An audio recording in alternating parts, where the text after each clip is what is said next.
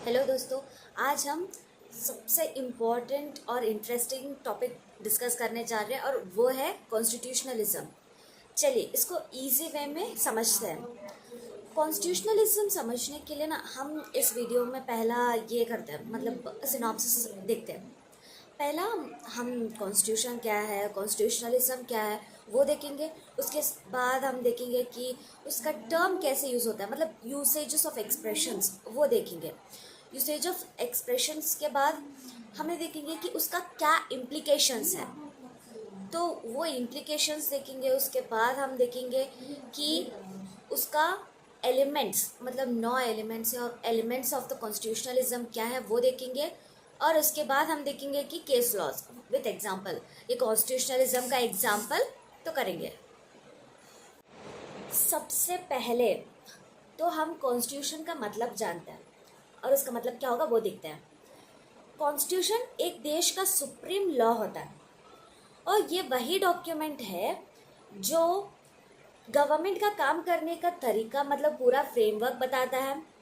और इसमें ये लिखा होता है कि गवर्नमेंट कौन बनाएगा और काम कैसे करेगी और इसके अंदर डिवीजन कैसे होगा काम का, ये सब बताएंगे। और सबसे बहुत ज़रूरी बात तो यह है कि इसमें सिटीजन्स का राइट्स बताएंगे। तो एक बार सोच के देखिए, अगर कॉन्स्टिट्यूशन ना होता तो क्या होता। हर सबके पास अपने अलग का कॉन्स्टिट्यूशन होते, इजन ये पूरा कैओस बन जाते, इजंट इट। तो इसीलिए, और कॉन्स्टिट्यूशन मेनली तो ये इंश्योर करता है कि वही जस्टिस, लिबर्टी, इक्वालिटी। जस्टिस का मतलब तो इंसाफ देना है और लिबर्टी तो यही है कि आप अपने बात को आज़ादी से रख पाए बिना किसी डर से। और उसके साथ ये इक्वालिटी का तो यही है, मेन यही है कि हर सब इक्वल है लॉ के बिफोर। और ये इंडिया की कॉन्स्टिट्यूशन ना पूरे वर्ल्ड में सबसे बड़ा लिखित कॉन्स्टिट्यूशन है। ये 26 जनवरी 1950 से ही लागू हुआ था और तब से इंडिया रिपब्लिक बना। और अब आता है कॉन्स्टिट्यूशनलिज्म। सिर्फ कॉन्स्टिट्यूशन होना काफ़ी है नहीं, सिर्फ कॉन्स्टिट्यूशन होना काफ़ी नहीं। अब आगे बढ़ते हैं कि एक और इम्पॉर्टेंट टर्म को समझने के लिए, और वो है कॉन्स्टिट्यूशनलिज्म। और कॉन्स्टिट्यूशनलिज्म बेसिकली क्या होता है। कॉन्स्टिट्यूशनलिज्म एक सोच है, ये एक ना प्रिंसिपल है जो ये बताता है कि पावर उसके जिसके पास है वो अनलिमिटेड नहीं रह सकती, उसके ऊपर भी थोड़ा सा लिमिटेड होता है। मतलब लिमिटेशंस लगा रहा था। सिर्फ कॉन्स्टिट्यूशन होना काफ़ी है क्या? नहीं, सिर्फ कॉन्स्टिट्यूशन होना काफ़ी नहीं है। चलिए अब आगे बढ़ते हैं, एक और टॉपिक वही है कॉन्स्टिट्यूशनलिज्म।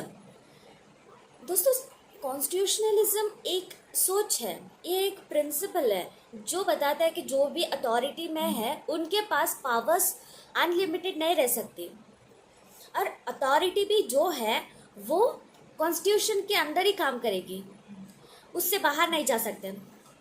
और इसका तो सबसे मेन इम्पॉर्टेंट यही है कि अथॉरिटी हो या कोई भी, रूल्स फॉलो करना चाहिए और वो अनलिमिटेड नहीं होना चाहिए। इसमें ना 3 इम्पॉर्टेंट चीज़ें आती हैं। पहला तो आइडिया, मेन आइडिया तो यही है कि लॉ के ऊपर कोई नहीं है। और सेकंड तो यह है कि बिहेवियर, मतलब ये कैसे काम करेगी और कैसे चलेगी वो सब। और इसके साथ साथ ना इसके ऊपर सरकार अगर अनकॉन्स्टिट्यूशनल एक्ट कर रहे हैं तो उनके ऊपर भी लिमिटेशंस लगा सकते हैं, और वो भी पावर है कॉन्स्टिट्यूशनलिज्म के पास। से विथ एग्जांपल दूँ तो अगर प्राइम मिनिस्टर या प्रेसिडेंट कहे कि मेरे पास सब कुछ करने का पावर है, तो कॉन्स्टिट्यूशनलिज्म ये कहता है कि no, you can not, you can only act according to the constitution. एक सिंपल लाइन में बताऊं तो powers are not unlimited, it is guided by the constitution. एक और ज़रूरी पॉइंट है, कॉन्स्टिट्यूशन लिखने से कुछ नहीं होता है, उसको अप्लाई करने के लिए प्रॉपर सिस्टम चाहिए होता है। और पॉलिटिकल ऑर्गेनाइजेशन भी तब भी कॉन्स्टिट्यूशनल कहलाता है जब वो प्रॉपर इंस्टीट्यूशनल सिस्टम बनाए, जैसे कि चेक्स एंड बैलेंसेस। और ये सिस्टम ये इंश्योर करता है कि गवर्नमेंट का पावर्स मिसयूज़ ना हो और सिटीजन्स का राइट प्रोटेक्ट हो। और सबसे इम्पोर्टेंट तो यह है कि पूरा माइनॉरिटी इंटरेस्ट को भी प्रोटेक्ट कर सके। और इंडिया की जुडिशरी में ना ऐसे पावर है कि वो गवर्नमेंट को भी रोक सकता है अगर वो अनकॉन्स्टिट्यूशनल काम कर रहे हैं तो। यूसेजेस ऑफ एक्सप्रेशन क्या होता है? ये कॉन्स्टिट्यूशनलिज्म में ना दो एक्सप्रेशंस है, मतलब एक है प्रिस्क्रिप्टिव और एक है डिस्क्रिप्टिव। और डिस्क्रिप्टिव क्या होता है? ये डिस्क्रिप्टिव मतलब ये हमें बताते हैं कि व्हाट द कॉन्स्टिट्यूशन इज, मतलब कॉन्स्टिट्यूशन क्या है वही हमें बताते हैं। एग्जाम्पल कि जैसे हमारे स्कूल में क्वेश्चन आता था ना कि डिस्क्राइब दिस पिक्चर, हमें पिक्चर में जो भी दिख रहा है वही तो डिस्क्राइब करते थे ना। ऐसे ही ये हमारे कॉन्स्टिट्यूशन में क्या है, मतलब क्या फीचर्स है और कैसे काम कर रहा है वही बताते हैं। और प्रिस्क्रिप्टिव का मतलब क्या होता है? ये एक आइडियल सिचुएशन बताता है जो कॉन्स्टिट्यूशन कैसा होना चाहिए, मतलब क्या राइट्स होना चाहिए, कैसे पावर्स होना चाहिए और कैसे एक्सरसाइज करना चाहिए, ऐसे आइडियल सिचुएशंस हमें बताता है प्रिस्क्रिप्टिव। तो एक लाइन में हम समझे तो डिस्क्रिप्टिव मतलब what the constitution is and prescriptive मतलब व्हाट द कॉन्स्टिट्यूशन इज और टू बी। अब एक और इम्पॉर्टेंट स्कॉलर का नाम आता है ग्रिहर्ड कैस्पर, और उन्होंने ये कहा कि constitutionalism has both descriptive and prescriptive conditions. और इसका मतलब ये एक नहीं होता है।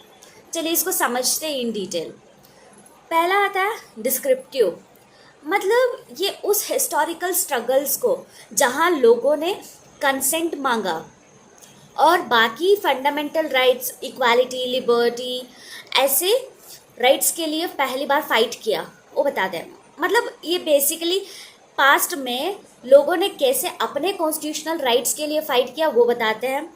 और प्रिस्क्रिप्टिव ये फ्यूचर लॉस, मतलब कैसे होना चाहिए वो बताते हैं, मतलब सबके राइट्स सिक्योर हो और गवर्नमेंट पावर्स मिसयूज़ ना करे ऐसा। अगर हम इजी एग्जांपल से समझे तो इमेजिन करो एक कंट्री में ऐसे है कि womens are not allowed to vote.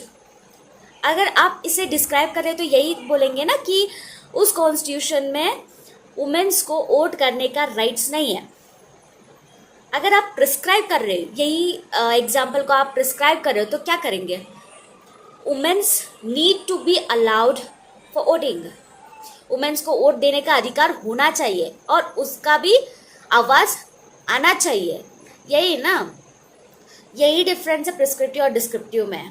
अब तक तो हमने देखा कि कॉन्स्टिट्यूशनलिज्म क्या होता है और उसका टर्म कैसे यूज़ होता है, मतलब यूसेजेस ऑफ द एक्सप्रेशन देखा, उसमें प्रिस्क्रिप्टिव डिस्क्रिप्टिव वो सब देखा। अब जाएंगे इम्प्लीकेशंस पर। सबसे पहले पॉइंट तो यह आता है कि constitutionalism limits governmental authority.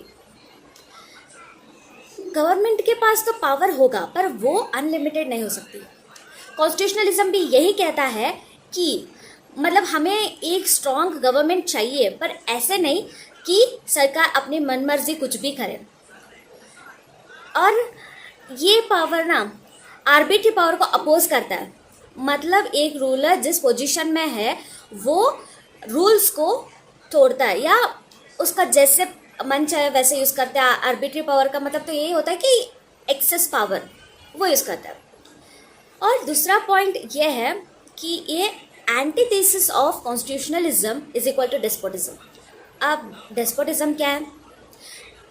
Despotism का मतलब ये है कि जब गवर्नमेंट के पास अनलिमिटेड पावर होता है ना, कि वो सिटीजन्स का राइट्स क्या है वो भूल देता है, मतलब वो कोई परवाह ही नहीं करता है इसीलिए।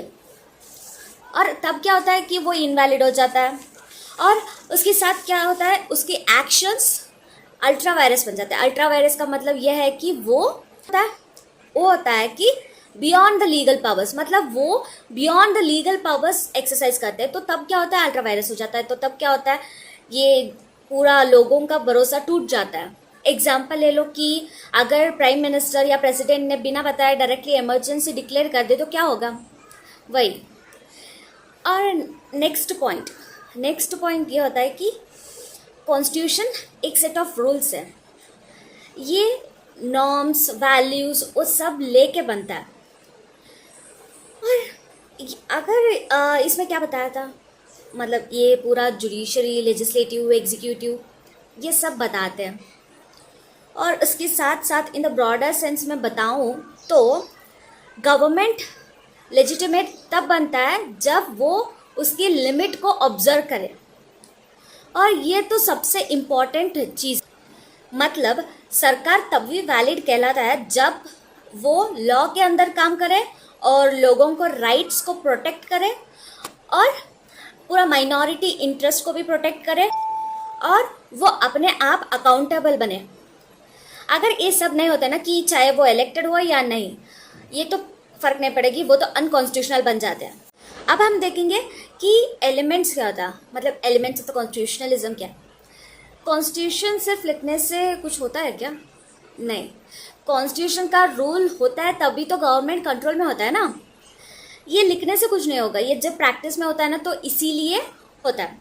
और लिमिट्स भी होना ज़रूरी है, वरना टायरेंट्स भी कभी नहीं सुनने वाले। अगर जब उसके ऊपर कोई प्रॉपर इंस्टीट्यूशनल सिस्टम है तभी तो वो रोकेंगे ना, तब तो आर्बिट्री पावर रुकेगी, इसीलिए वो ज़रूरी है। और लुइस हैकिन ने 9 ऐसे एलिमेंट्स दिया है जो कोर एलिमेंट्स है कॉन्स्टिट्यूशनलिज्म का। वो क्या है, चलिए समझते हैं इन डिटेल में, स्टेप बाय स्टेप। और सबसे पहला पॉइंट ये है कि government according to the constitution. ये government according to the constitution क्या होता है? Government according to the constitution मतलब ये होता है कि गवर्नमेंट को सिर्फ कॉन्स्टिट्यूशन के हिसाब से चलना पड़ता है, वो मन मर्जी कुछ भी नहीं कर सकते। अगर कोई लॉ है तो उसको उसके इशारों पे ही चलना पड़ता है, उसके अंदर ही काम करना पड़ता है। फॉर एग्जाम्पल ले लो, प्राइम मिनिस्टर हो या प्रेसिडेंट हो, रैंडमली कुछ भी नहीं कर सकते, मतलब मन मर्जी नहीं कर सकते। उसके पास तो पावर्स होते हैं, पर वो भी कॉन्स्टिट्यूशन में जो प्रोविजंस दिया है, आर्टिकल्स में जो बताया है, उसके हिसाब से करना पड़ता है। दूसरा है separation of power. Separation of power क्या होता है? सोचो, अगर एक क्रिकेट टीम है जिसमें बैट्समैन, बॉलर, अंपायर तीनों का काम एक ही बंदा कर रहा हो, और वो खुद बॉल डालेगा, वो खुद शॉट भी मारेगा और फिर खुद ही डिक्लेयर करेगा कि नॉट आउट। ऐसे ही होता ना, अगर कॉन्स्टिट्यूशन में ये जुडिशरी, एग्जीक्यूटिव, लेजिस्लेटिव तीनों मिक्स हो जाते तो डेमोक्रेसी का गेम ही ओवर। इसीलिए सेपरेशन ऑफ पावर बहुत ज़रूरी है। और इसमें ना कि ये प्रॉपर गाइडलाइंस देते कि किसको क्या काम करना चाहिए। सोचो कि लेजिस्लेटिव का काम क्या है, लॉ बनाना, और एग्जीक्यूटिव का काम क्या है, लॉ को इम्प्लीमेंट करना, और जुडिशरी का काम क्या है, उसको इंटरप्रेट करना। तो ये एक अच्छा गाइडलाइन देता है ना, इसीलिए सेपरेशन ऑफ पावर बहुत ज़रूरी है। और तीसरा पॉइंट ये है कि sovereignty of people and democratic government. और ये क्या कहता है? ये कहता है कि एक कॉन्स्टिट्यूशनल स्टेट बनने के लिए सिटीजन्स के पास पूरा पावर होना चाहिए, मतलब वो कंप्लीट सॉवरेन होना चाहिए, वही रूलर होना चाहिए एक्चुअली। तो इसको ये कहता है कि पूरा power belongs to the people, not to the kings और द डिक्टेटर्स। इसमें ना पीपल यानी कि सिटीजन्स खुद चुनते उसके रिप्रेजेंटेटिव्स को और वही पावर देते हैं उसको लॉ बनाने के लिए। और अब तो इंडिया में 5 साल में एक बार तो इलेक्शंस होते हैं और वो अपने रिप्रेजेंटेटिव्स को वाइजली चूज़ भी करते हैं ताकि वो वेलफेयर के लिए एक्ट कर सके। अब फोर्थ पॉइंट क्या है? Constitutional review. कॉन्स्टिट्यूशनल रिव्यू क्या होता है? कॉन्स्टिट्यूशनल रिव्यू मतलब यह है कि कोई भी लॉ या एक्शन अनकॉन्स्टिट्यूशनल ना हो, तो इसीलिए वो इंश्योर करता है कि पूरा कॉन्स्टिट्यूशनल तरीके से प्रोसेस हो जाए। सोचिए, अगर कोई पार्लियामेंट ने ऐसा लॉ पास कर दिया जो अनकॉन्स्टिट्यूशनल है या पूरा सिटीजन्स का फंडामेंटल राइट्स तोड़ता है, तो वो अनकॉन्स्टिट्यूशनल बन जाता है। तब तो कोर्ट्स के पास पूरा पावर होता है कि उसको अनकॉन्स्टिट्यूशनल डिक्लेयर करें। और article 13 of the Indian constitution में भी ये बताया गया है कि कोर्ट्स के पास पूरा पावर होता है जब भी एक गवर्नमेंट अनकॉन्स्टिट्यूशनल काम करता है या इलीगल तरीके से यूज़ करता है या पूरा अलग तरीके से होता है ना, तब कोर्ट्स के पास पूरा पावर होता है कि उसको नल एंड वॉइड डिक्लेयर करने के लिए। फिफ्थ पॉइंट है इंडिपेंडेंट जुडिशरी। अब ये इंडिपेंडेंट जुडिशरी क्या कहता है? इंडिपेंडेंट जुडिशरी ये कहता है कि सरकार के अंदर अगर कोर्ट्स होते हैं तो कोर्ट्स को उसके हिसाब से चलना पड़ता और सरकार के अंदर ही काम करना पड़ता। और अगर सरकार ने कोई गलत काम कर रहे तो उसके खिलाफ कोर्ट्स को जाने का कोई अधिकार नहीं होता। इसीलिए कॉन्स्टिट्यूशन जुडिशरी को इंडिपेंडेंट बनाया है, ताकि जजेस को कोई प्रेशर ना हो कि क्या सही है क्या गलत है वो सोचने में, और वो करेक्ट डिसीजन दे पाए।